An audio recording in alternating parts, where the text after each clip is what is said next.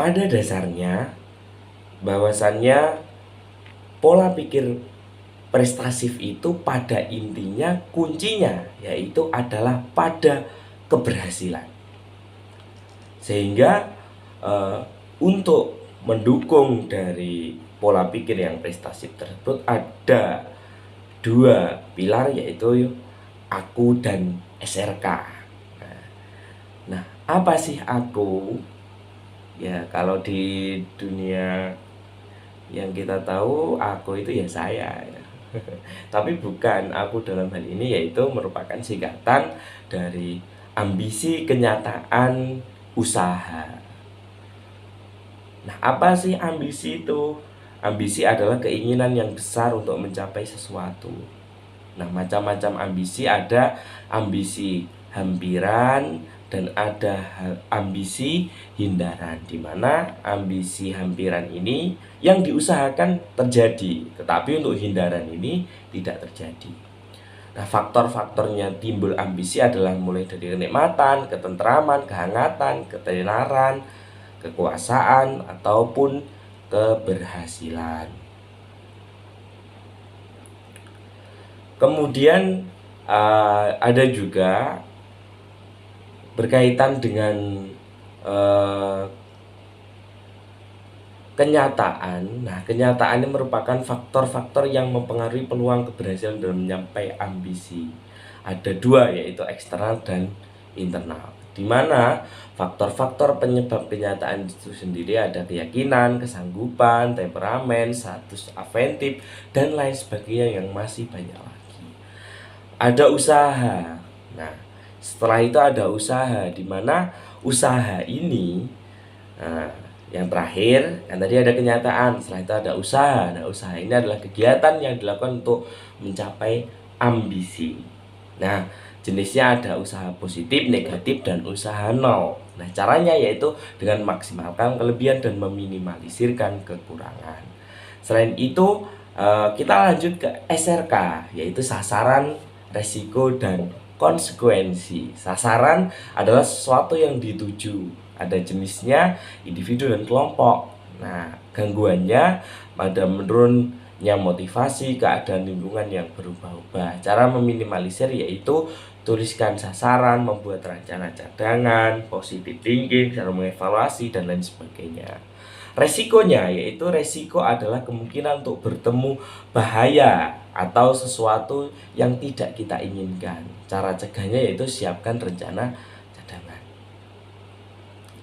Nah, kemudian yang terakhir yaitu ada konsekuensi. Konsekuensi adalah hasil yang kita dapat setelah melakukan perbuatan di waktu lampau, yaitu cara menghindari kegagalan. Itu ada motivasi buat komitmen, do the best, evaluasi, dan lain sebagainya. Terada metode SRK. Nah, untuk menggunakan metode SRK ini kita menggunakan metode SMART, yaitu sebuah cara untuk menetapkan tujuan yang terstruktur dan dapat dicapai. Nah, SMART itu merupakan singkatan dari specific, measurable, achievable, relevant, dan team bound. Nah, itulah untuk materi 3 pada hari ini. Selanjutnya masuk ke materi yang keempat, berkaitan dengan pengenalan diri. Apa sih pengenalan diri itu? Yaitu kemampuan seorang untuk melihat kekurangan. Nah, menurut Norsvan, pengenalan diri adalah langkah yang diperlukan untuk dapat menjalankan kehidupan secara efektif.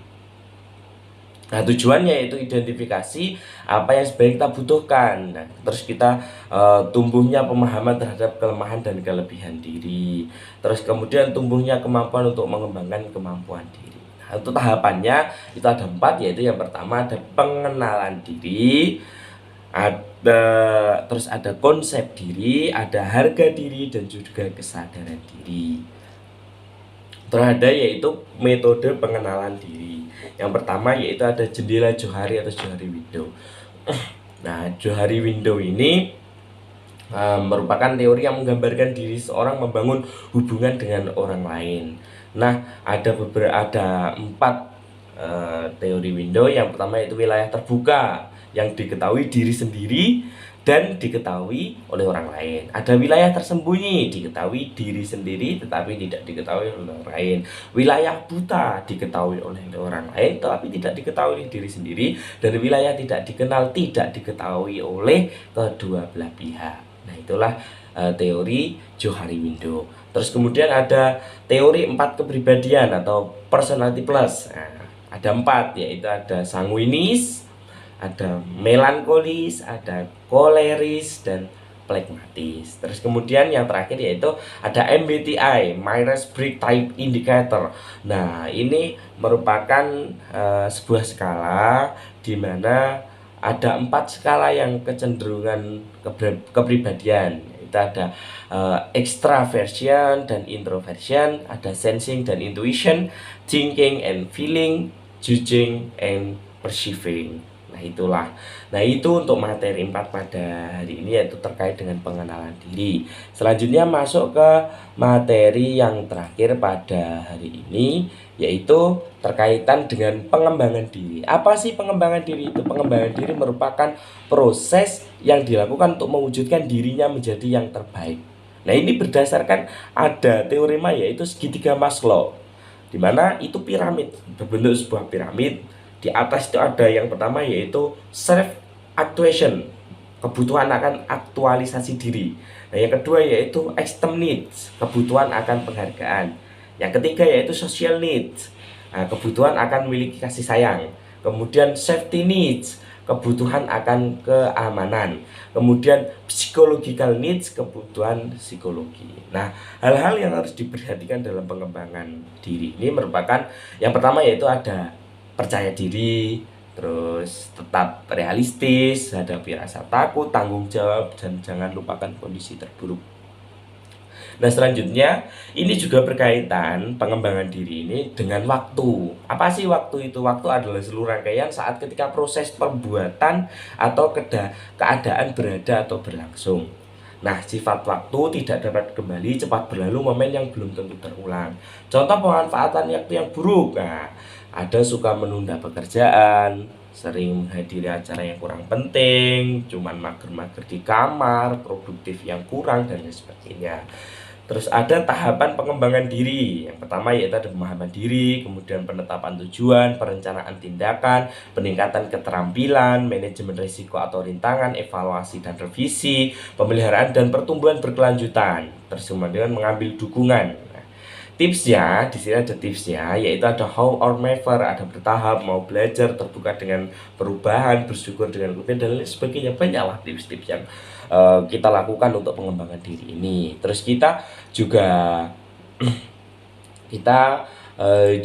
ada yang namanya yaitu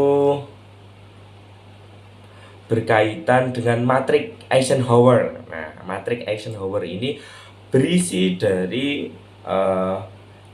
matriks yang berisi tentang kegiatan yang mendesak dan tidak mendesak, kegiatan penting ataupun tidak penting.